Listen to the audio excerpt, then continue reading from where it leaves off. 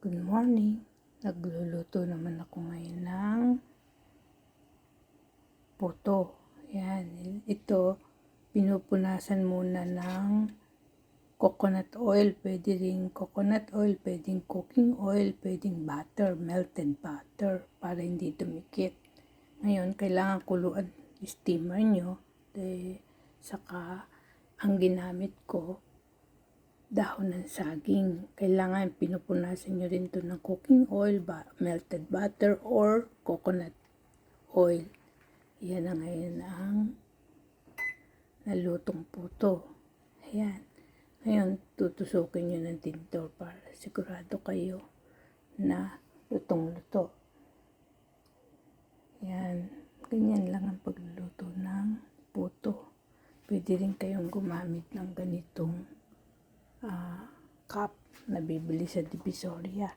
Ngayon, kung gusto niyo ng may butter, ayan, iwain niyo ng butter. Pwede kayong gumamit ng fresh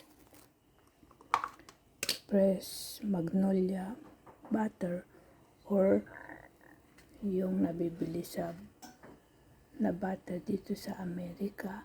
Pag may melt yan. Ngayon, pwede nyo rin i-melt, kaya lang malamig ngayon dito. Yung minelt ko, nabubuo.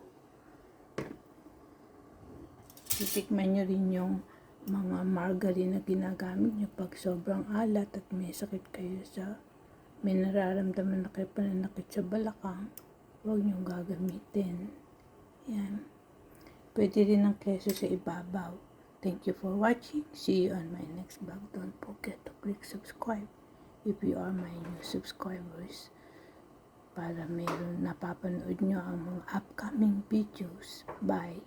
Also, watch my old version of my cooking puto with pandan leaf juice, saka yung buko pandan essence, yung kulay green. Yan. Saka may mga doon, may mga video link. Okay? Bye.